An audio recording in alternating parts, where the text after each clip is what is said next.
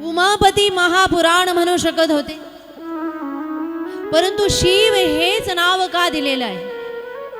रुद्र महापुराण हे नावही देऊ शकत होते, परंतु शिव हेच नाम का दिलेलं आहे?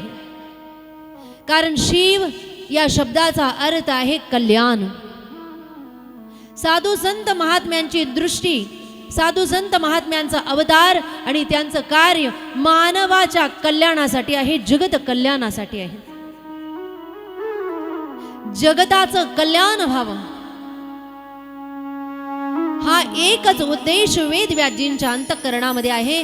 म्हणून वेदव्यासजींनी वेदाची रचना केली, वेदव्यासजींनी पुराणाची रचना केली, शास्त्रांची रचना केली.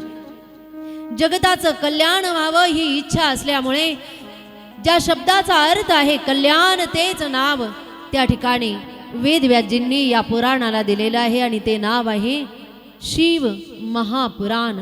कारण शिव म्हणजे कल्याण. ज्यांच्या कथेच्या श्रवणाने सगळ्यांचं कल्याण होतं अशी दिव्य आणि पवित्र कथा आहे शिव महापुराण. कथा जीवनामध्ये काय करते?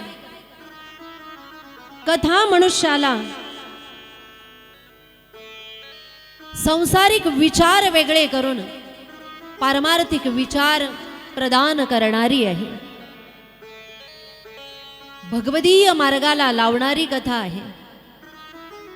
सध्या मनुष्य कसा झालेला आहे? संसार परायण झालेला आहे. तुम्ही आम्ही सर्वजण संसार परायण आहोत. कारण कथेपेक्षा, नामापेक्षा, भगवान परमात्म्यापेक्षा आपल्याला संसार अतिप्रिय आहे. कशावरून आपल्याला संसार प्रिय आहे? कारण आपण आपल्या जीवनातला जास्तीत जास्त वेळ हा संसाराला देतो.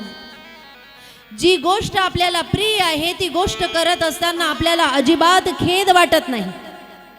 संसाराचे कोणतेही कार्य असतील ते कार्य करत असताना आपल्याला अजिबात खेद वाटत नाही. पण पारमार्थिक जर कार्य असेल तर ते कार्य करत असताना आपण झटपट करून मोकळं होतो, एखादं काम करून मोकळं होतो. जशा पद्धतीने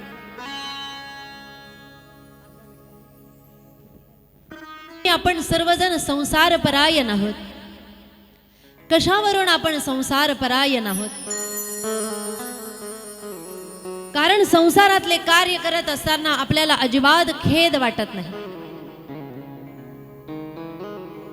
संसाराच्या कार्याला आपल्याला अजिबात वेळ वाया गेल्यासारखं वाटत नाही. संसाराच्या कार्याकरता आपण आपल्या जीवनातला सगळ्यात महत्वाचा वेळ त्या ठिकाणी खर्ची घालत असतो. तरी देखील आपल्याला त्याच्याबद्दल कधीही कोणत्याही प्रकारे मनामध्ये भाव निर्माण होत नाही की माझी वेळ ही व्यर्थ वाया गेली. कारण काय आहे? आपल्याला संसार अतिप्रिय आहे.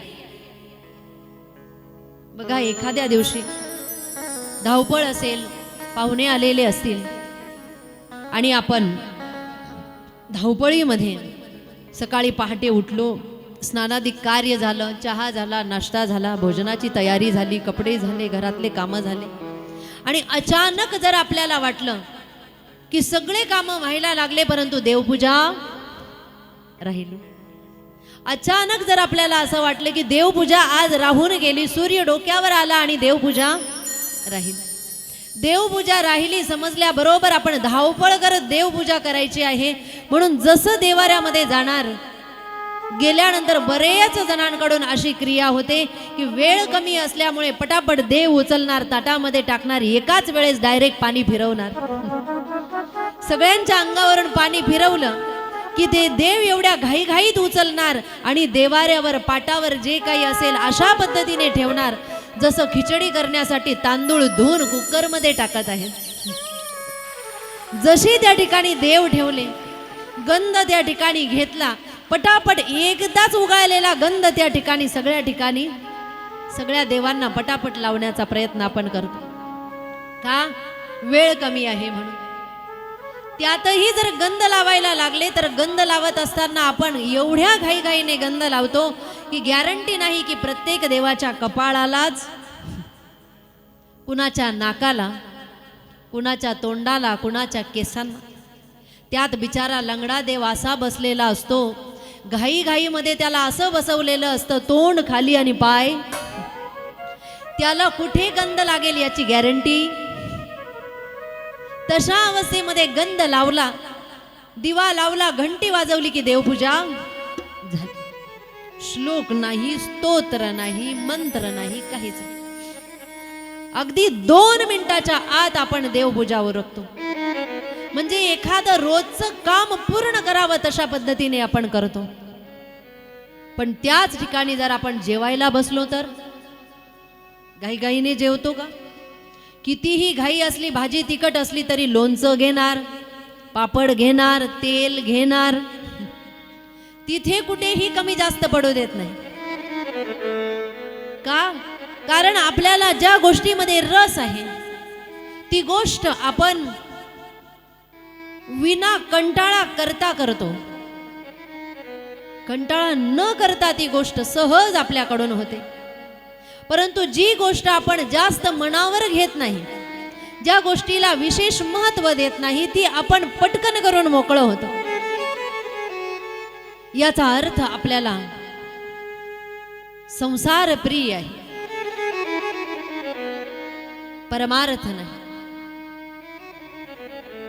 आपण संसार परायण आहोत. किती संसार परायण आहोत आपण. एखाद्याला संसारिक एखादी वस्तू जरी थोडीशी उशिरा मिळाली तरी आपली चिडचिड होते. हेच कपडे पाहिजे, हाच टॉवेल पाहिजे, अशाच पद्धतीचं भोजन पाहिजे. वेळेवर चहा द्या म्हणून सांगितल्यानंतर किचन मधून थोडासा 10-15 मिनिटं चहा लेट आला तरी सुद्धा लोकांची चिडचिड होते. एवढे आपण संसार परायण आहोत. किती संसार परायण आहोत. रात्री 12 वाजता जरी आपल्याला झोपेतून उठवलं आणि झोपेतून उठवल्या नंतर आपल्या समोर जर पैशाची गड्डी ठेवली, नोटांचा बंडल ठेवला आणि आपल्याला जर मोजायला लावला, तरी झोपेमध्ये, गाढ झोपेमध्ये असलेला व्यक्ती उठल्यानंतर सुद्धा एवढ्या कटाक्षाने त्या ठिकाणी नोटा मोजणार की एकही इकडे तिकडे होता कामा. आणि तेच जर रात्री 12 वाजता उठवलं आणि आपल्या हातामध्ये माळ दिली, किती मनापासून आपण माळ जप करणार. कारण काय आहे? पैशाचं महत्व आपल्याला माहित आहे. म्हणून आपण संसारिक वस्तू आणि संसार परायण आहोत. पण ज्या दिवशी आपल्याला भगवान परमात्म्याचं महत्व कळेल, ज्या दिवशी आपल्याला परमार्थाचं महत्व कळेल, त्या दिवशी आपण खऱ्या अर्थाने प्रभू परायण होणार. वाया रझार हरी वीण, वाया रझार हरी वीण, लटिका व्यवहार सर्व हा संसार, वाया रझार हरी वीण, लटिका व्यवहार सर्व हा संसार, वाया रझार हरी लटिका व्यवहार सर्व हा संसार, वाया रझार हरी वीण. लटिका व्यवहार सर्व हा संसार. हा संसार लटिका आहे. लटिका म्हणजे खोटा आहे. पण खोट्या संसाराला खरं समजल्यामुळे, त्या संसाराचं महत्व आपल्याला अधिक वाटल्यामुळे संसार प्रिय वाटते. पण कथा काय करते? कथा आपल्याला परमार्थाचं महत्व समजून देते. भगवान परमात्म्याच्या नामाचं महत्व समजून देते. जेव्हा आपल्याला भगवान परमात्म्याच्या नामाचं महत्व समजेल, भगवंताचं महत्व समजेल, त्यावेळेस आपल्याला परमार्थ प्रिय वाटेल.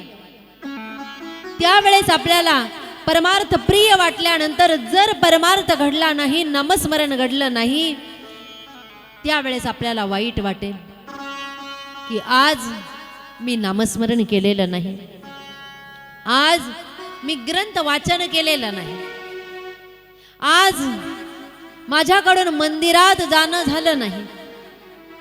हे केव्हा होईल, हे वाईट केव्हा वाटेल, ज्या वेळेस आपल्याला परमार्थाचं महत्व समजेल. कथा आपल्याला परमार्थाचं महत्व समजवण्याचं कार्य करते. शिवपुराणाद्वारे कथेच्या माध्यमातून अतिशय पापी जीवात्म्याचा उद्धार कसा झालेला आहे याचं वर्णन आपण या ठिकाणी श्रवण करत आहोत. शिवपुराणाचं महात्म्य श्रवण करत असताना वेदव्यासजी महाराज